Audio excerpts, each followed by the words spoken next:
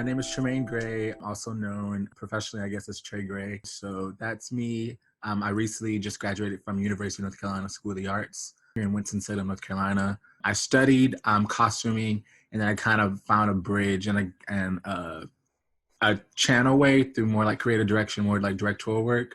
I'm doing a lot more work in just like general art and film, and also a lot of more like editorial work. So yeah, that's about me, and my pronouns are he, him, his. Oh, I guess like a fun fact about me is that I'm like a Beyonce stan, I guess. Yeah. Ooh.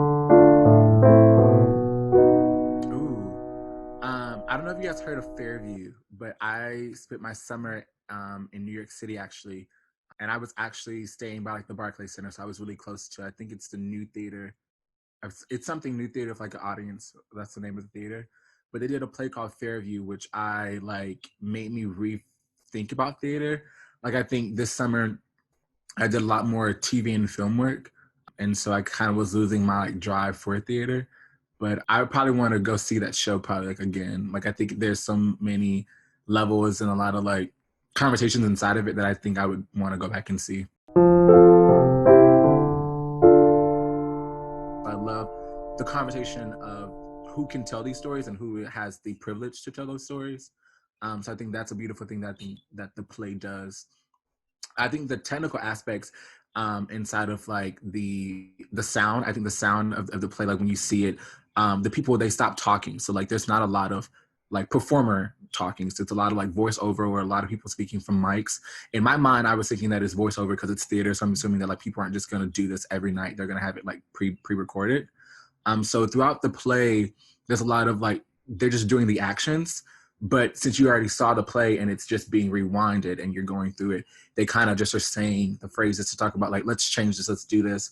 And so I thought it was a very captivating way of how like the blocking from the director like was so pivotal and very animated almost, that you knew what she was doing. Like even if she was going to like cut something, it's very like I'm cutting or I'm doing this, or like I'm going to the door, or like somebody's putting on a jacket, but like you clearly see that there's a jacket, but like you don't really know for sure because there's no words in the actions.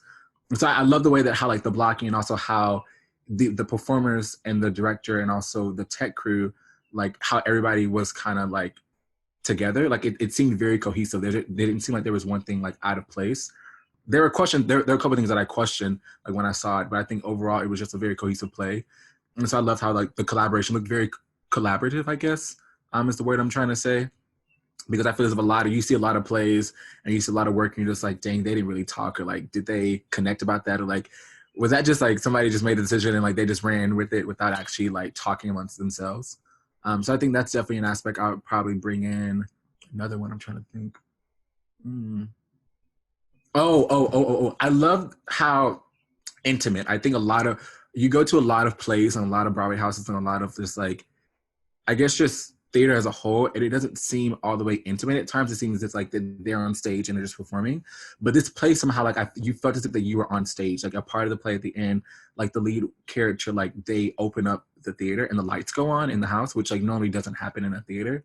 And it's very fascinating how like when you sit there, you're confused and you don't know if you can get up. Like there's a part in the show that the character asks for all of like the white bodies to come on stage and to kind of be in that space. And so it's very interesting because like that's not something that can happen. Like people aren't just gonna go on like go to like a Broadway house and like they can stand on the stage just like unless they're paying for money.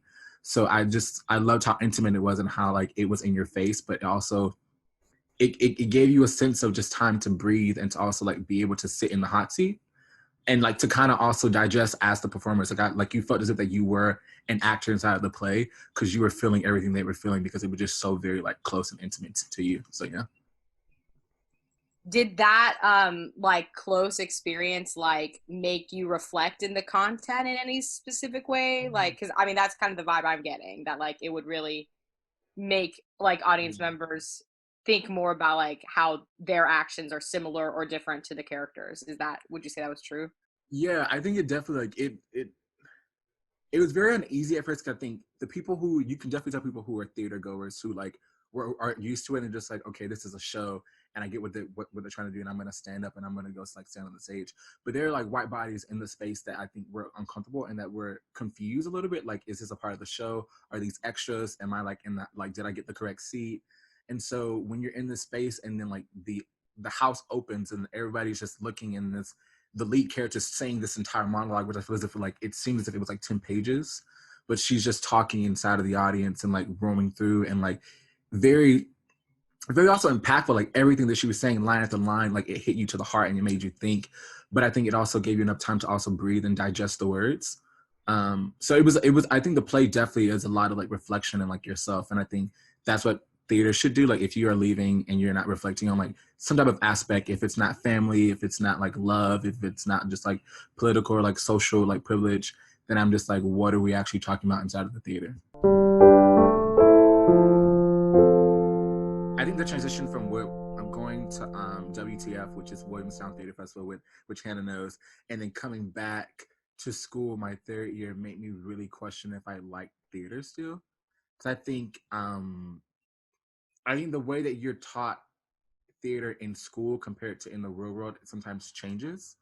I think that at times I think theater, to be honest, is not here for like the weak. Just being honest, I think it's really scary and it's sad to say that, but I think theater sometimes is not built for people who like don't have the stamina to do it and not have the drive. It has to be something that you really love if you're going to commit to it. And so I think doing that at Williamstown, and like Hannah can tell you like our schedules, especially that year, like I visited actually this past year because I worked with the designer I worked with when I was there, and it was so chill. Like I didn't realize how like crazy our season was just due to the load that we had. But it made me really, it definitely built a lot of stamina and a lot of drive, but also made me realize like what I can take and what I won't take at as a sense. And I think inside of theater, I think a lot of times, especially I think people that are coming from college and at a younger age, I think since we are very much vocal about what our rights are and what we will accept and what we will take, I think I was questioning if theater was the space for me, because like in order for me to be there, I would have to be able to be vocal about changing certain things and saying that like, oh, I don't want to do that, or I don't feel comfortable doing that, or like, do I want to say that, or am I going to jeopardize a job? And so I was questioning like, yo, is this the kind of space I want to be? I was also questioning theater because I feel like the stories we're telling is like nothing but like biopics 24/7. Like, don't get me wrong, like I'm very happy that these legends are being, their stories are being told, but I'm just like, I know who Tina Turner is. Like I know who like Michael Jackson is. I know who the Temptations are. Like, can I get something that's gonna leave me with something much more besides just like a person's story, besides just like creating something new? And so I think that's why like going back to Fairview, I think I did like it because I've never seen anything like it.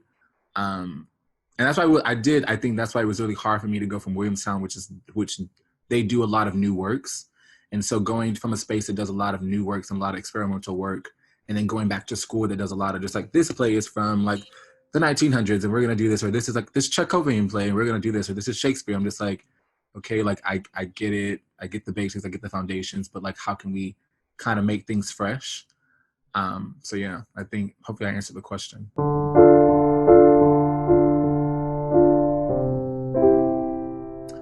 There are times that I would say that like I think I would leave behind lack of communication. I think that's a huge thing that occurs. I think when you're moving very fast paced, I think that people forget to communicate just the smallest things, and the smallest things can change everybody's schedule. I think I would also take out um, favorites. I think a lot of times when you go into places that kind of move that way, you sense it like who's good and who's bad, and then who's people that are in between. I think that if everybody's hired, I think everybody has to be on the same playing field. I think that I attach that also to like the hierarchy, because I think what happens at Williamstown, and like I don't know if Hannah had the same experience, but I feel as if like as interns, since we don't get paid, we're doing a lot of labor. But what's also very fascinating is I feel as if like out of everybody that's there, I feel as if the interns don't get the most credit as they should, or like the most accolades. Not to say like we're there to get accolades, but it's like I would feel as if we would do something and then the apprentices would get like, oh my God, thank God they like drove to New York. But we're just like, okay, they drove to New York. But like I was the one running and like picking up stuff and doing the orders and doing all like the grunt work. They just drove a car. And so it's like I get that that's not what they're here for, but like if you're going to give somebody like the accolades, you got to give it to everybody in a fair playing field. Um, what else is there? The only thing, honestly, I would try to change it, but it's so hard just due to the hours that we had. But just like more sleep time, I think more like rest days.